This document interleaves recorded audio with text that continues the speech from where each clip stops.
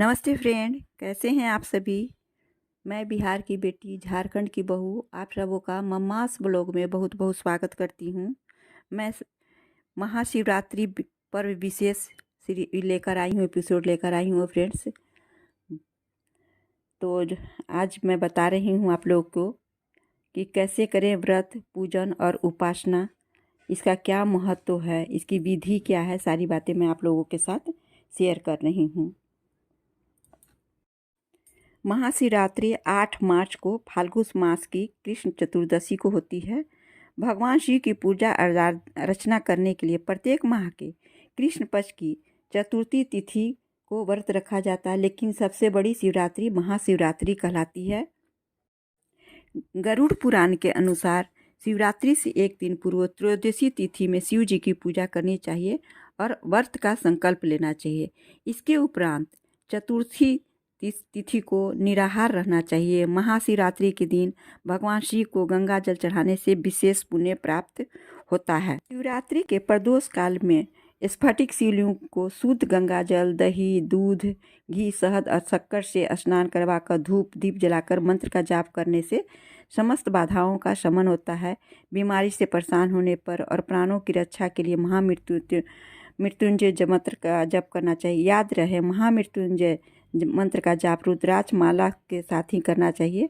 मंत्र दिखने में जरूर छोटा दिखाई देता है, किंतु अत्यंत प्रभावकारी होता है और मंत्र हमेशा रुद्राक्ष की माला से ही जाप करना चाहिए। शिवरात्रि के दिन इसका जाप करने से विशेष फल की सिद्धि होती है। महिलाएं सुख सौभाग्य के लिए भगवान शिव की पूजा करके दुग्ध की धारा से अभिषेक करते हुए मंत्रों का उच्चारण करें, जो बहुत ही लाभदायी और फलदायी माना जाता है। शिव की उपासना व्रत रखने से क्या क्या फल मिलते हैं, वो सभी जानना बहुत ज़रूरी है। माना जाता है कि महाशिवरात्रि को शुभ मुहूर्त में माना जाता है कि महाशिवरात्रि के सिद्ध मुहूर्त में शिवलिंग को प्राण प्रतिष्ठित करवाकर स्थापित करने से व्यवसाय में और वृद्धि में तरक्की मिलती है। शिवरात्रि के प्रदोष काल में शिवलिंग का शुद्ध गंगा जल, दूध, दही, शक्कर से स्नान करवाकर धूप दीप जलाकर मंत्र का जाप करने से समस्त पापों का नाश होता है। हर कोई चाहता है कि वो भगवान की आराधना करे, उपवास रखे, साथ ही वो भगवान से अपने दुखों को दूर करने के लिए वरदान मांगता है, जीवन में तरक्की की कामना करता है। माना जाता है शिवरात्रि के शुभ मुहूर्त में शिवलिंग की प्राण प्रतिष्ठा करवाकर व्यवसाय में वृद्धि और नौकरी में वृद्धि होती है। ये मैंने आपको पहले ही बताया है।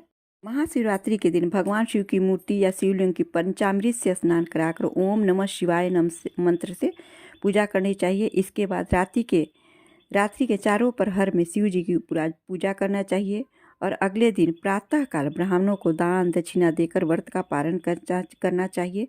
गरुड़ पुराण के अनुसार इस दिन भगवान शिव को बिल्व पत्र के साथ सफ़ेद आंकड़े के फूल को अर्पित करना चाहिए। भगवान शिव को बिल्व पत्र और सफ़ेद आंकड़े के फूल बेहद प्रिय हैं। शिव पुराण के अनुसार भगवान शिव को रुद्राक्ष, बिल्वपत्र, भांग, शिवलंग और काशी अति प्रिय है। इस दिन महानिशीथ काल में महामृत्युंजय का जाप करने से रोग शोक से राहत मिलती है। कोई भी व्रत पूर्ण श्रद्धा से रखकर किया जाए तो सफल होता है, ऐसी मेरी पुरानी आराधना कहती है। पौराणिक धर्म ग्रंथों में कहा गया है।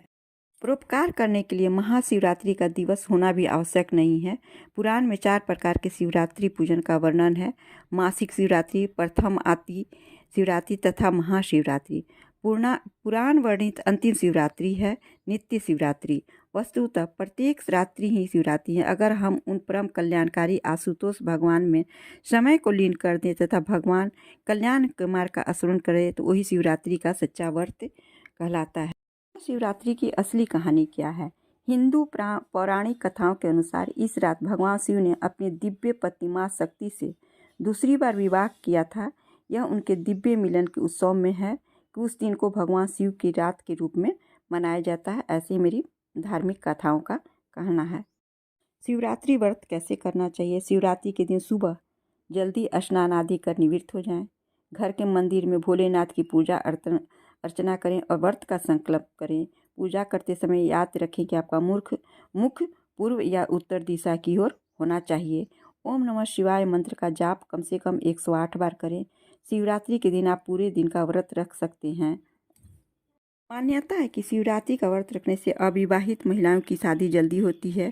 वहीं विवाहित महिलाएं अपने सुखी जीवन के लिए महाशिवरात्रि का व्रत रखती हैं।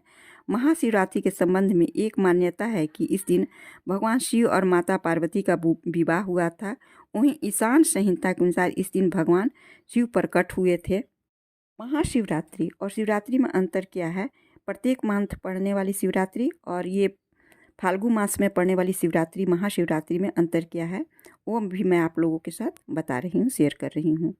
महाशिवरात्रि के दिन शिव और पार्वती की पूजा से दाम्पत्य जीवन और प्रेम में संबंध मजबूत होता है। शिवरात्रि की पूजा का अर्थ है शिव की भक्ति में लीन हो जाना, और महाशिवरात्रि के दिन पूजा का अर्थ है अग्नि तत्व को मन में जागृत करना, क्योंकि इस दिन महादेव पहली बार शिवलिंग के रूप में प्रकट हुए थे। अब आप लोगों को बताती हूँ कि इसकी कथा विधि कथा क्या है। एक बार पार्वती ने भगवान शिव शंकर से पूछा, ऐसा कौन सा श्रेष्ठ तथा सरल व्रत पूजन है जिससे मृत्यु लोक के प्राणी आपकी कृपा सहज ही प्राप्त कर लेते हैं। उत्तर में शिव जी ने पार्वती को शिवरात्रि के व्रत का विधान बताकर यह कथा सुनाई। एक गांव में एक शिकारी रहता था। पशुओं की हत्या करके वह अपने कुटुंब को पालता था। वह एक साहूकार का ऋणी था, लेकिन उसका ऋण समय पर न चुका सका। क्रोधवश साहूकार ने शिकारी को शिव मठ में बंदी बना लिया। संयोग से उसी दिन शिवरात्रि थी। शिकारी ध्यान मग्न होकर शिव संबंधी धार्मिक बातें सुनता रहा। चतुर्दशी को उसने शिवरात्रि की कथा भी सुनी। संध्या होते ही साहूकार ने उसे अपने पास बुलाया और ऋण चुकाने के बारे में विषय में बात की। शिकारी अगले दिन सारा ऋण लौटा देने का वचन देकर बंधन से छूट गया। अपनी दिनचर्या के भांति वो जंगल में शिकार के लिए निकला, लेकिन दिन भर बंदी गृह में रहने के कारण भूख प्यास से व्याकुल था। शिकार करने के लिए वो एक तालाब के किनारे बेल वृक्ष पर पड़ाव बनाने लगा। बेल वृक्ष के नीचे शिवलिंग था जो बिल पत्रों से ढका होता। शिकारी को उसका पता न चला। पड़ाव बनाते समय उसने जो टहनियाँ तोड़ी वे संयोग से शिवलिंग पर गिरी। इस प्रकार दिन भर भूखे प्यासे रहकर शिकारी का व्रत भी हो गया और शिवलिंग पर बेलपत्र भी चढ़ गया। एक पहर रात्रि बीत जाने पर एक गर्भणी मिर्गी तालाब पर पानी पीने पहुंची। शिकारी ने धनुष प्रति चढ़ाकर जय हुई प्रत्यंचा की। जैसे ही मिर्गी बोली, मैं गर्भिणी हूँ, शीघ्र ही प्रसव करूँगी। तुम एक साथ 2 जीवों की हत्या करोगे जो ठीक नहीं है। मैं अपने बच्चों को जन्म देकर शीघ्र ही तुम्हारे सामने प्रस्तुत हो जाऊँगी, तब तुम मुझे मार लेना। शिकारी ने प्रत्यंचा ढीली कर दी और मिर्गी झाड़ियों में विलुप्त हो गई। कुछ ही देर बाद एक और मिर्गी उधर से निकली। शिकारी की प्रसन्नता का ठिकाना न रहा। समीप आने पर उसने धनुष पर बाण चढ़ाया। तब उसे देख मिर्गी ने विनम्रतापूर्वक निवेदन किया, हे पार्थी, मैं थोड़ी देर पहले ही ऋतु से निर्वृत हुई हूँ, कामातुर विरहानु हूँ, अपने प्रिय के खोज में भटक रही हूँ। मैं अपने पति से मिलकर शीघ्र तुम्हारे पास आ जाऊँगी। शिकारी ने उसे भी जाने दिया। 2 बार शिकारी को खोजकर उसका माथा टनका। वो चिंता में पड़ गया। रात्रि के आखिरी पहर भी बीत रहा था। तभी एक अन्य मिर्गी अपने बच्चों के साथ उधर से निकली। शिकारी के लिए यह स्वर्णिम अवसर था।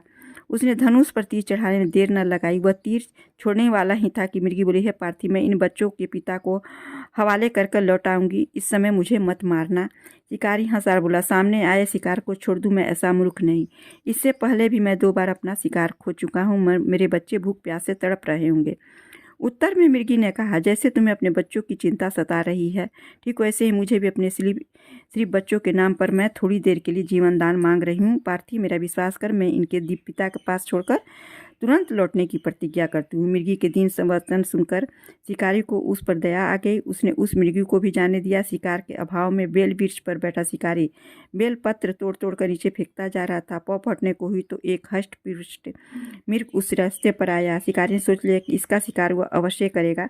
शिकारी की तनी प्रत्यंचा देकर मृग विनीत स्वर में बोला, हे पार्थी, यदि तुम अपने मुझसे पूर्व आने वाली 3 मिर्गियों तथा छोटे छोटे बच्चों को मार डाला है तो मुझे भी मारने में विलम्ब न करो, ताकि उनके वियोग में मुझे एक क्षण भी दुख न सहना पड़े।